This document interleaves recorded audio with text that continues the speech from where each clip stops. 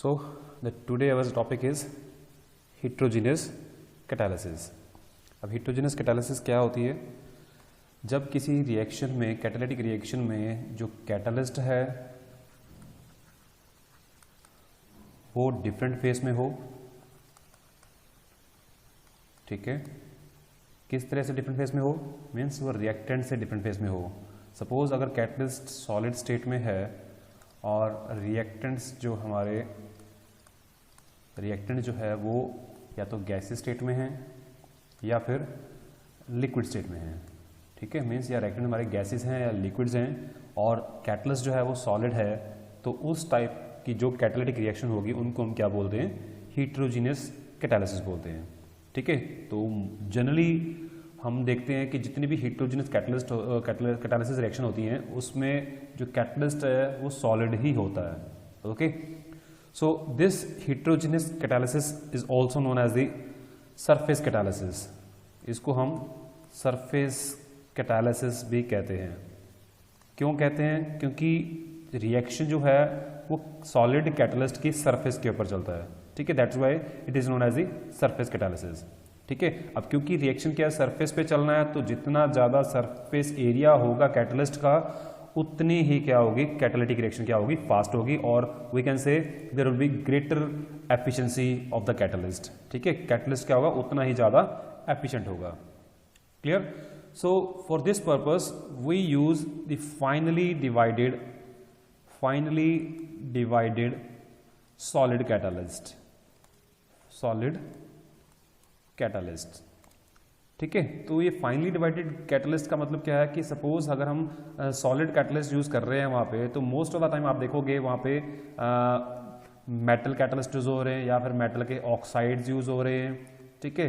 या फिर कोई और जो अगर सॉलिड कैटालिस्ट यूज हो रहे हैं तो वो हम वहां पे अगर तो मेटल यूज करेंगे तो वो हम लेंगे बहुत स्मॉल पीसेस होंगे, उसके स्मॉल पीसेस ऑफ मेटल होंगे, ठीक है। या फिर पाउडर फॉर्म में हमारे पास मेटल होगा, ठीक है। पाउडर फॉर्म में हमारे पास क्या होगा, मेटल होगा या मेटल के ऑक्साइड्स होंगे, ठीक है। फॉर एग्जांपल हम बात कर रहे हैं combination of hydrogen and oxygen, ठीक है। Combination of hydrogen gas and the oxygen gas and it is going to form the water vapours, ठीक है। और ये रिएक्शन चलती कब है? जब हम वहां पे प्लैटिनम कैटालिस्ट लेते हैं। अब यहाँ पे प्लैटिनम ने जो लेना है that should be in the powder form और इन दी वेरी स्मॉल ग्रैन्युल्स और पीसेस में होना चाहिए, okay. That's why this reaction will be very fast. Clear? Second we have the example of manufacturing of ammonia from nitrogen and hydrogen gas, okay. When we mix the nitrogen and the hydrogen gas and we use the catalyst iron here, ठीक है। and in the presence of iron, nitrogen and hydrogen reacts with each other and produce the ammonia, and here is also we are using the finely divided iron. Clear? Similarly we have the manufacturing of sulfur trioxide from sulfur dioxide in the contact process. तो contact process में हम sulphur dioxide और oxygen का mixture लेते हैं, ठीक है। और वहां पे हमें कैटलिस्ट यूज करते हैं, that is the vanadium pentoxide, and this vanadium pentoxide is also a finely divided vanadium pentoxide, और we can say we use the powder form of this catalyst, ठीक है। And this produce the sulphur trioxide gas, okay. And one more important reaction is the hydrogenation of the unsaturated hydrocarbons. For example we have alkene here, okay. तो alkenes की हम hydrogenation करते हैं in the presence of a metal catalyst. वो metal कौन कौन से use करते हैं हम?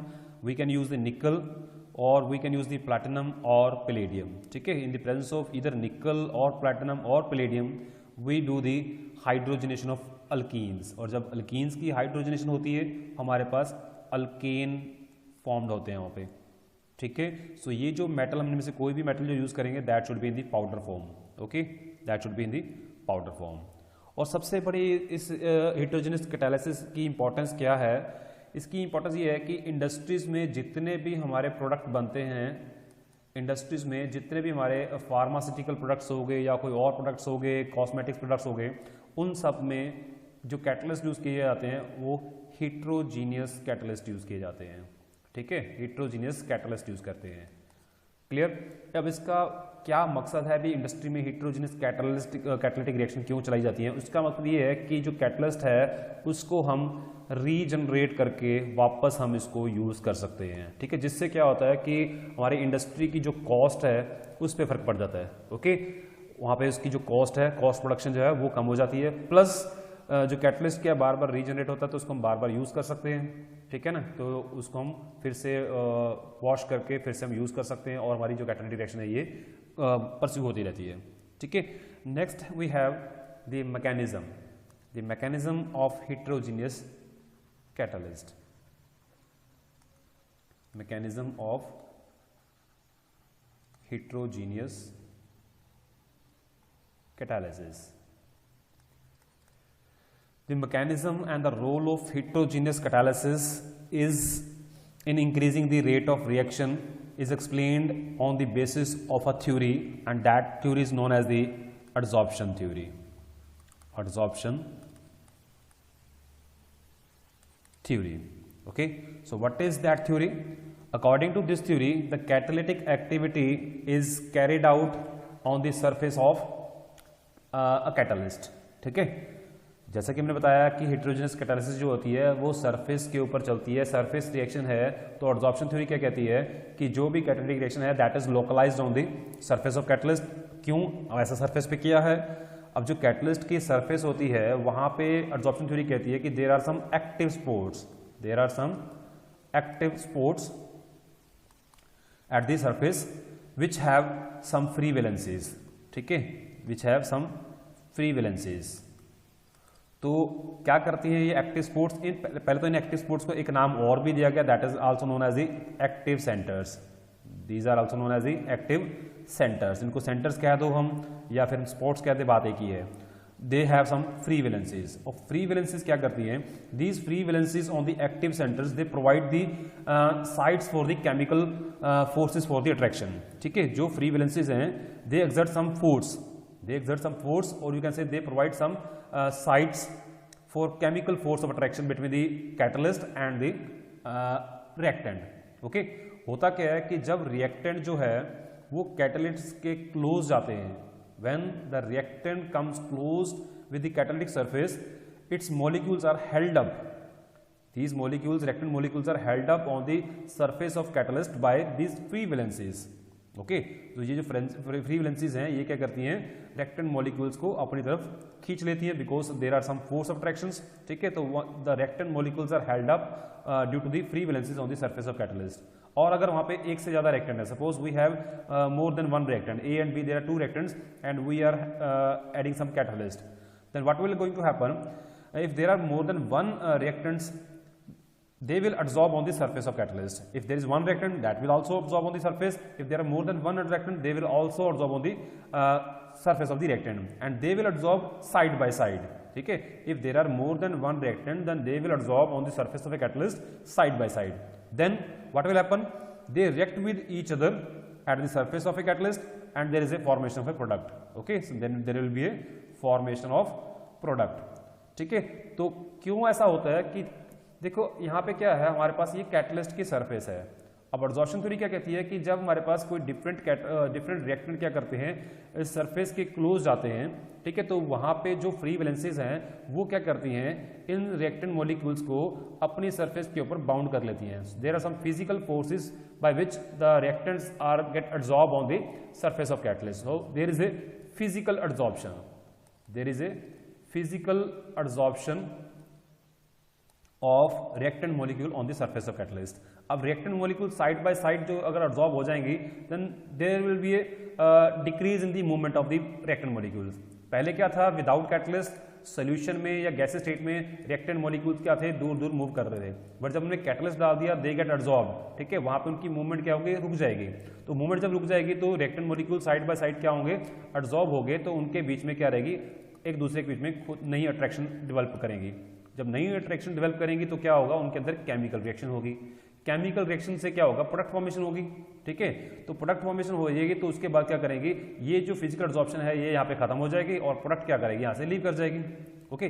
तो इसका जो मैकेनिज्म है हेटेरोजेनस कैटालिसिस का, इसमें कुछ स्टेप्स इन्वॉल्व होते हैं अगर हमारे पास हम मान के चलते हैं कि हमारे पास there are two reactants A and B and they are going to form product A B in the presence of catalyst, then according to adsorption theory this reaction in the presence of heterogeneous catalyst will be taken place in 5 steps. कैसे? Step 1 में adsorption theory कहती है there will be a diffusion, there will be a diffusion of the reactants, diffusion of reactants to the surface of catalyst. ठीक है, जैसे ही हम catalyst डालेंगे reactants के बीच में तो क्या होगा, रिएक्टेंट मॉलिक्यूल्स फटाफट डिफ्यूज करके कहाँ जाएंगे, कैटलिस्ट की तरफ जाएंगे। क्यों जाएंगे, क्योंकि कैटलिस्ट की सरफेस के ऊपर क्या है, कुछ एक्टिव साइट्स हैं। ठीक है, these are the active sites on the surface of catalyst. Okay, तो वहां पे क्या होगा, these active sites as I said कि they have some free valencies which exert some force of attraction between reactant molecules. तो reactant molecules क्या करेंगे, फटाफट उनकी तरफ डिफ्यूज होकर चले जाएंगे। जब डिफ्यूज हो जाएंगे तो आगे एडसॉर्प्शन थ्योरी कहती है कि next there will be a second step. उस सेकंड स्टेप में क्या होगा कि there will be a adsorption of reactants at the active sites on the catalyst. ठीक है, जो कैटलिस्ट की सरफेस के ऊपर एक्टिव साइट्स हैं उनके ऊपर क्या होगी, रिएक्टेंट मॉलिक्यूल की एडसॉर्प्शन होगी। तो किस तरीके से एडसॉर्प्शन को हम शो कर सकते हैं, यहाँ पे these are some active sites और यहाँ पे रिएक्टेंट मॉलिक्यूल क्या होंगे, एडसॉर्ब होंगे। So these are the force of attraction between the reactant molecules and the active sites of the catalyst. ठीक है, सो यहाँ पे फिजिकली एडसॉर्ब हो जाएंगे। Clear. In the third step, according to this adsorption theory, in the third step there will be a occurrence of a chemical reaction on the surface of catalyst। अब adsorption theory क्या कहती है कि जब वो एडसॉर्ब हो जाएंगे तो कैटलिस्ट की सरफेस पे क्या होगी, केमिकल रिएक्शन होगी। अब केमिकल रिएक्शन किसके बीच में होगी, रिएक्टेंट्स के बीच में होगी ना।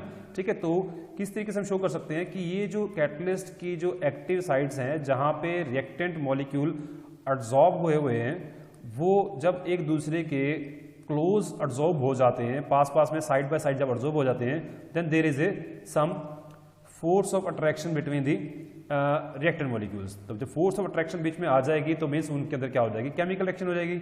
सो there is a chemical reaction between the A and B. Clear. So उसके बाद क्या कहते हैं कि जब केमिकल रिएक्शन हो जाएगी तो then there will be a step 4। तो स्टेप 4 में क्या होगा कि एक बार जब प्रोडक्ट फॉर्मेशन होगी then that product will dissolve, there will be a desorption of product. तो जो जो प्रोडक्ट बनती जाएंगी वो डिसॉल्व होती जाएंगी। ठीक है, कहां से, from the surface of catalyst, ठीक है। तो मीन्स जब एक बार हमारे पास केमिकल रिएक्शन हो गई तो उसके बाद ये जो प्रोडक्ट बना वहां पे वो क्या करेगा, वहां से डिसॉल्व हो जाएगा। After dissolution there will be a step 5। अब स्टेप 5 में क्या होना है कि जैसे रिएक्टेंट मॉलिक्यूल्स सरफेस के ऊपर डिफ्यूज होके पास आए थे, इस तरीके से प्रोडक्ट मॉलिक्यूल जो वहां से बन गया एक्टिव साइट से डिफ्यूज होकर दूर चला जाएगा। ठीक है, क्यों दूर चला जाएगा, क्योंकि वो एक्टिव साइट्स क्या करेगी, अब नए रिएक्टेंट मॉलिक्यूल को अपनी तरफ क्या करेगी, एब्जॉर्ब करेगी। ठीक है, अपनी तरफ अट्रैक्ट करके उनको अपनी सरफेस पे एब्जॉर्ब होगी। Okay, so there is A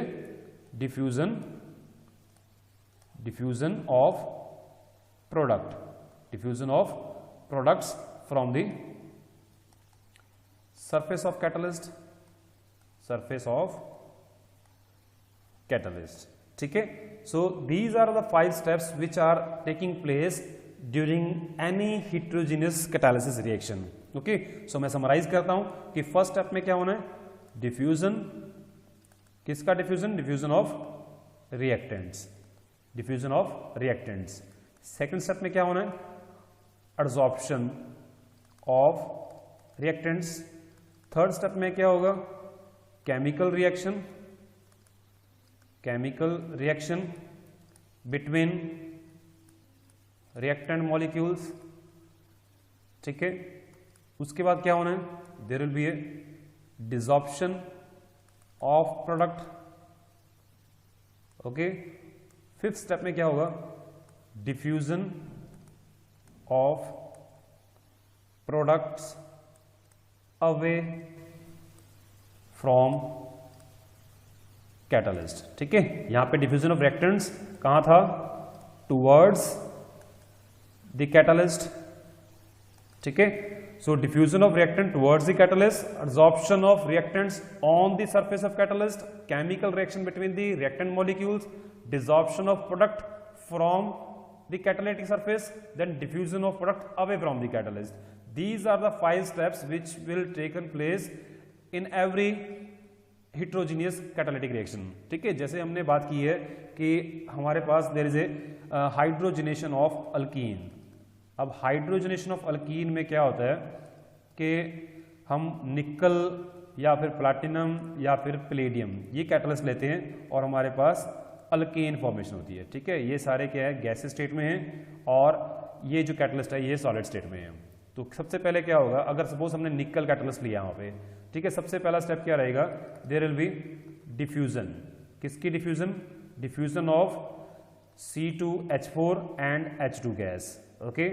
second step में क्या होगा, adsorption, adsorption of what, adsorption of both the gases, that is alkene and hydrogen। कहां पे adsorption होगी, on the active sites of the surface of catalyst जो है, ठीक है। थर्ड स्टेप में क्या होगा, the chemical reaction, chemical reaction between the C2H4 and H2। Fourth step में अब वहां पे केमिकल रिएक्शन हो चुकी है तो क्या बन जाएगा यहाँ पे, alkane. So there will be a desorption of C2H6, now this is a alkane। fifth, again the diffusion of C2H6, absorption किसकी हुई, reactant molecules की, और यहां पे डिसॉर्प्शन किसकी हुई, प्रोडक्ट मॉलिक्यूल की, ठीक है। तो यहां पे ये रिएक्टेंट मॉलिक्यूल्स है, यहां पे क्या है, ये प्रोडक्ट मॉलिक्यूल्स हैं। कोई भी हमारे पास कैटालिटिक रिएक्शन हो, हेटेरोजेनस कैटालिटिक रिएक्शन हो, ये 5 स्टेप उनमें फॉलो होंगे ही होंगे।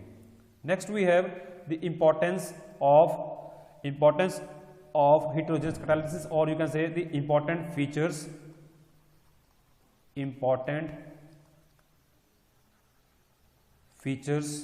of heterogeneous catalysis, ठीक है। क्या important features हैं, सबसे पहला जो important feature है that is the surface activity, ठीक है। जैसे मैं पहले बता चुका हूँ, surface activity भी जो रिएक्शंस होती हैं वो सरफेस पे ऊपर होती हैं, ठीक है।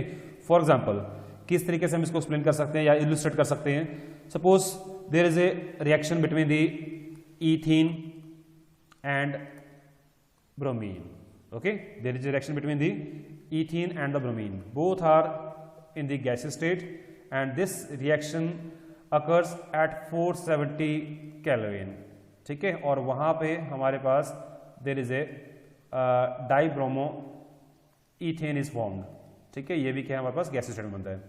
अब देखने को तो ये क्या लग रहा है कि ये रिएक्शन क्या है, होमोजेनियस कैटालिटिक रिएक्शन है, या तो सिंपली इसमें कैटालिटिक रिएक्शन है ही नहीं है, ठीक है। पहले तो ये पता लग रहा है कि ये कैटालिटिक रिएक्शन है ही नहीं है, क्यों, क्योंकि इसमें हमने कैटालिस्ट डाला ही नहीं है।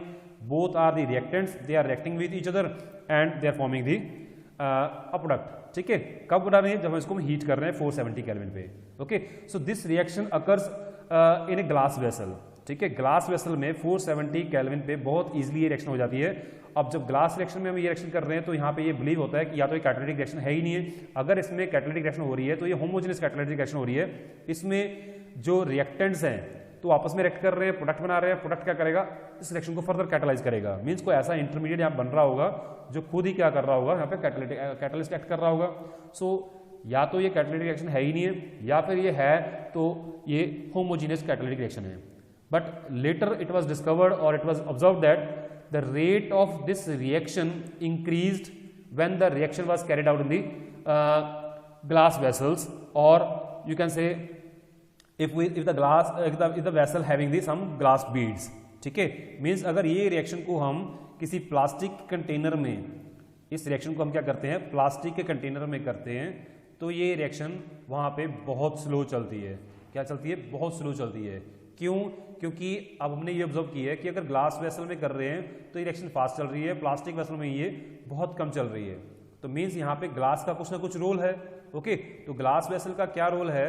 तो ये एक्सपेरिमेंट फिर से रिपीट किया गया कि हमने क्या करना है इसको, कि इस प्लास्टिक वेसल में हमने कुछ ग्लास की बीड्स डाल दी।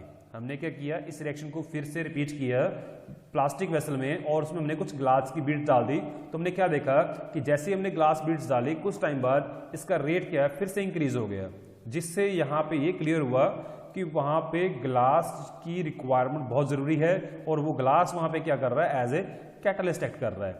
ठीक है, अब ग्लास बीड जो है उनकी सरफेस जो अवेलेबल है उनकी सरफेस के ऊपर ये रिएक्शन चलती है। ठीक है, तो अब उनकी सरफेस पे ये रिएक्शन चलेगी तो रिएक्शन क्या हो जाएगी, फास्ट हो जाएगी। यही सेम एक्सपेरिमेंट फिर से रिपीट किया गया कि अगर हम एक बार फिर से टेस्ट करते हैं कि वाकई ही कंफर्म करते हैं कि क्या वाकई ही ग्लास की सरफेस के ऊपर रिएक्शन चलती है या हमें कुछ ऐसे गलतफहमी सी है। तो क्या किया गया कि जिस ग्लास वेसल में ये रिएक्शन को करना था उसकी अंदरली सरफेस पे क्या किया, वैक्स की कोटिंग कर दी। ठीक है, पैराफिन वैक्स की कोटिंग कर दी। कोटिंग करने के बाद इस रिएक्शन को फिर से किया गया और जब फिर इस रिएक्शन को किया गया तो अगेन ये फाइंड आउट हुआ कि वहाँ पे ये रिएक्शन बहुत स्लो चल रही है और बहुत ही इसका जो रेट है बहुत स्लो है। ठीक है, तो मीन्स वहाँ से कंफर्म हुआ कि this reaction always takes place in the presence of glass and the glass there act as a catalyst। ठीक है, अब ग्लास जो है एक सॉलिड मटेरियल है, ठीक है, और ये क्या है, गैसियस मटेरियल है। तो means here the glass surface is acting as the heterogeneous catalyst for this reaction। ओके, तो ये है इस रिएक्शन की सरफेस एक्टिविटी जो यहाँ से कंफर्म होती है कि सरफेस पे ही रिएक्शन होती है। Okay, next we have the another important feature that is selectivity। अब selectivity से हमारा क्या मतलब है? selectivity से मतलब ये है कि सपोज एक रिएक्शन जो हमारी चल रही है पर्टिकुलर, सपोज हमने यहाँ पे रिएक्शन की है अल्काइन की, हमने हाइड्रोजनेशन की है। ठीक है, हाइड्रोजन डाल रहे हैं in the presence of platinum. Okay, तो यहाँ पे हमें मिल रहा है अल्केन। ठीक है, इथाइन से हमें ईथेन मिल रहा है। ओके, तो अब प्लैटिनम जब हमने डाला तो हमने क्या देखा कि यहाँ पे हमारे पास क्या मिला, इथाइन से हमें ईथेन मिला। क्लियर? बट जब हम यही रिएक्शन क्या करते हैं, प्लैटिनम की प्रेजेंस में बेरियम सल्फेट डाल देते हैं। ठीक है, तो ये रिएक्शन जो है वो अल्केन पे ना आके अल्कीन पे स्टॉप हो जाती है। ओके, तो अल्केन पे ना होके ये अल्कीन पे ही स्टॉप हो गई। तो मीन्स यहाँ पे इस बेरियम सल्फेट ने क्या किया, इस कैटलिस्ट की जो है अपना सरफेस है उसको ऑक्यूपाई कर लिया होगा, जिससे प्रॉपरली उसको सरफेस नहीं मिल पाई इन दोनों को एब्जॉर्ब होने के लिए और रिएक्शन जो है वो आगे नहीं जा पाई। ठीक है, मीन्स कोई भी कैटलिस्ट जो है एक पर्टिकुलर रिएक्शन को, ठीक है, ऑपरेट करता है, दूसरी रिएक्शन को ऑपरेट नहीं करेगा। अब मीन्स अब यहाँ पे बेरियम सल्फेट ने क्या किया, अब ये जो कैटलिस्ट बना इसको हम बोल देते हैं Lindlar catalyst, that is known as the Lindlar catalyst. ठीक है, this is a platinum catalyst, this is a Lindlar catalyst. अब प्लैटिनम और palladium in the presence of barium sulphate, that is known as the Lindlar catalyst. ठीक है, अब means platinum का काम है कि ये इसको अल्कीन तक ले जाता है, पैलेडियम और बेरियम सल्फेट इसको अल्कीन तक लेके जाते हैं। ऐसा नहीं है कि अगर पैलेडियम इसको भी यहाँ पे अल्केन में ही लेके जाएगा। ठीक है, so we can say that the catalyst can direct a reaction to yield a particular product excluding the other products. ठीक है, यहाँ पे इथाइन जो है उसकी रिएक्शन हो रही है हाइड्रोजन के साथ, यहाँ भी हाइड्रोजन रिएक्शन हो रही है, यहाँ भी हाइड्रोजन रिएक्शन हो रही है। In the presence of platinum we are getting the ethane, while in the presence of Lindlar catalyst we are getting the ethene. Similarly, we have one more example, the reaction of formic acid. Okay, the reaction of formic acid, when the formic acid vapor are passed through a heated glass tube. ठीक है, तो there are two types of reaction. कौन कौन सी reaction होती हैं? One reaction is formation of water and the carbon dioxide, जिसे हम कहते हैं डिहाइड्रेशन रिएक्शन, इसे हम डिहाइड्रेशन रिएक्शन कहते हैं। और क्या होता है कि फॉर्मिक एसिड जो है during passing through heated glass tube, it में form hydrogen and carbon dioxide. अगर ऐसा होता है तो इसको हम क्या बोलते हैं? डीहाइड्रोजिनेशन। Dehydrogenation reaction. क्यों? अब देखो, हाइड्रेशन मतलब होता है वाटर, डी मतलब निकलना, तो वाटर यहां पे निकल रहा है तो दैट इज डीहाइड्रोजिनेशन रिएक्शन। यहां पे क्या निकल रहा है? हाइड्रोजन, तो इसको बोल देंगे हम हाइड्रोजिनेशन। अब निकल रहा है तो यहां पे आ गया डी। ठीक है, हाइड्रोजन से हाइड्रोजिनेशन, वाटर से हाइड्रेशन। ठीक है, डी का मतलब क्या होता है? रिलीज होना, निकालना उसमें से। तो यहाँ पे वाटर निकल रहा है तो that is known as the dehydration. यहाँ पे हाइड्रोजन निकल रही है तो क्या बन रही है यहाँ पे? That is dehydrogenation. ओके, अब ये तो होता है जब हम इसको ग्लास हीटेड ग्लास ट्यूब में डालते हैं, तो ये दो पॉसिबिलिटी हैं, भी वाटर और कार्बन डाइऑक्साइड बन सकते हैं, हाइड्रोजन और कार्बन डाइऑक्साइड बन सकते हैं। ठीक है, अगर कोई भी एक्शन होगी तो उसको हम उसका नाम दे देंगे, भी डिहाइड्रेशन हो सकती है, डिहाइड्रेशन हो सकती है। बट अब क्वेश्चन क्या है यहाँ पे कि जब हमने इसको ग्लास वेसल में डाला, हीटेड ग्लास ट्यूब में डाला तो हमें ये प्रोडक्ट मिले। बट अगर हम सेम रिएक्शन करते हैं कि हमने फॉर्मिक एसिड के वेपर को एल्युमिनियम ऑक्साइड के ऊपर से पास किया, ठीक है, एल्युमिनियम ऑक्साइड के ऊपर से जब पास करते हैं फॉर्मिक एसिड के वेपर्स को, तब हमारे पास वहां पे ओनली एंड ओनली डिहाइड्रेशन होती है, डिहाइड्रोजनेशन ऑब्जर्व नहीं होती है। ठीक है, means dehydrogenation is observed only when the formic acid vapours are passed through the heated glass tube. ठीक है, जब हीटेड ग्लास ट्यूब में पास करते हैं तो डिहाइड्रेशन भी होती है और डिहाइड्रोजनेशन भी होती है। बट जब हम इसको एल्युमिनियम ऑक्साइड के ऊपर से पास करते हैं इसके वेपर्स को, तो हमारे पास वहां पे डिहाइड्रेशन ऑब्जर्व होती है, डिहाइड्रोजनेशन ऑब्जर्व नहीं होती है। ठीक है, और जब हम यूज करते हैं जिंक ऑक्साइड, जब हम जिंक ऑक्साइड का कैटलिस्ट यूज करते हैं तो वहां पे हमारे पास हमें डिहाइड्रोजनेशन ऑब्जर्व होती है, डिहाइड्रेशन ऑब्जर्व नहीं होती है। ग्लास ट्यूब में पास करने पे दोनों ऑब्जर्व होती हैं, एल्युमिनियम ऑक्साइड के थ्रू पास करते हैं तो डिहाइड्रेशन ऑब्जर्व होती है, जिंक ऑक्साइड के ऊपर से पास करते हैं तो हमें डिहाइड्रोजनेशन ऑब्जर्व होती है। तो this is known as the selectivity. Means एक पर्टिकुलर कैटलिस्ट एक पर्टिकुलर टाइप की रिएक्शन कर रहा है, दूसरे टाइप की रिएक्शन नहीं कर रहा है। अब ग्लास ट्यूब में तो दोनों रिएक्शन हो रही है तो ये सिलेक्टिविटी नहीं आई यहाँ पे, बट जब एल्युमिनियम ऑक्साइड के ऊपर से पास किया तो सिलेक्टिवली इन दोनों में से एक रिएक्शन हुई, और जब जिंक ऑक्साइड के ऊपर से पास किया तो हमारे पास दूसरी रिएक्शन हुई, पहले वाली नहीं हुई। That is known as the selectivity. Next important feature is the specificity. Specificity, अब स्पेसिफिसिटी क्या मतलब है कि जो भी हेटेरोजेनियस कैटालिसिस होती हैं ये हाईली स्पेसिफिक होती हैं नेचर में। ठीक है, स्पेसिफिक से मतलब क्या है यहाँ पे कि एक पर्टिकुलर रिएक्शन को ही यहाँ पे कैटालाइज करती है। Means a substance which act as a catalyst in one reaction may not catalyze the other reaction, ठीक है, और it may fails to catalyze the other reaction. For example, अभी हमने बात की थी कि हम नाइट्रोजन और जो है हाइड्रोजन, ठीक है, को मिक्स करते हैं in the presence of iron, तो वहां पे हमारे पास अमोनिया फॉर्मेशन होता है। अब इस रिएक्शन में हमारा जो कैटलिस्ट है ये इस पर्टिकुलर रिएक्शन के लिए स्पेसिफिक है, ये किसी दूसरी रिएक्शन को कैटलाइज नहीं करेगा। सिमिलरली सल्फर डाइऑक्साइड और ऑक्सीजन को जब हम रिएक्ट कराते हैं तो हमारे पास सल्फर ट्राइऑक्साइड गैस बनती है और ये रिएक्शन होती है in the presence of vanadium pentoxide. So we can say that the vanadium pentoxide catalyze the oxidation of sulfur dioxide to sulfur trioxide but does not catalyze the reaction between the hydrogen and nitrogen to ammonia।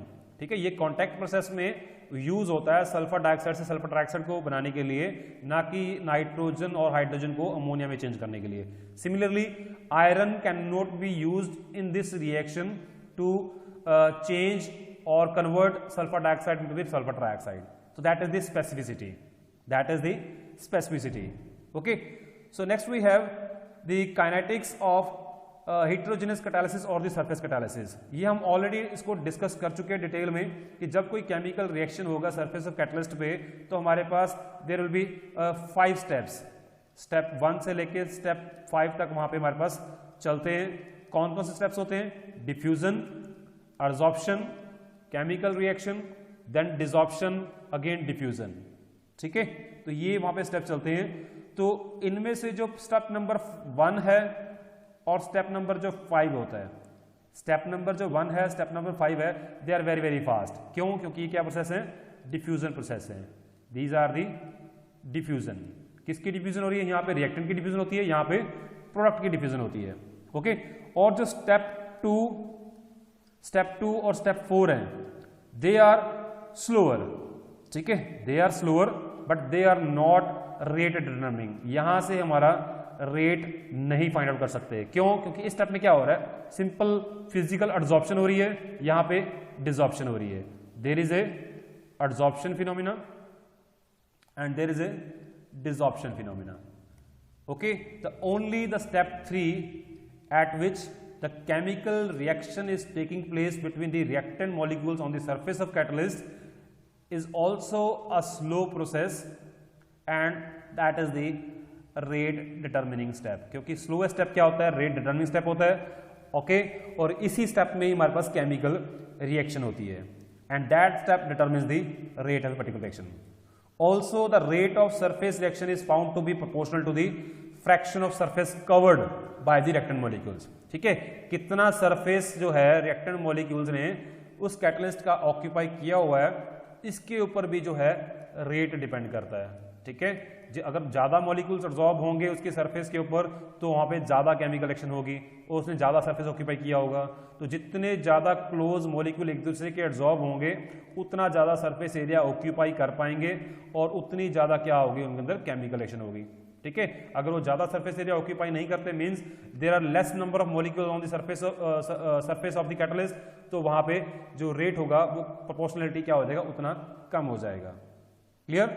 So the kinetics of surface reaction involves the two main factors and the factors are, one factor is the rate determining step is the occurrence of chemical reaction, the chemical reaction on the surface of catalyst, and second is the you can say the fraction of surface covered, the fraction of surface covered by the reactants। Okay, these are the two factors which actually determine the rate of a heterogeneous catalytic reaction। Clear? So this is all about the today's lecture।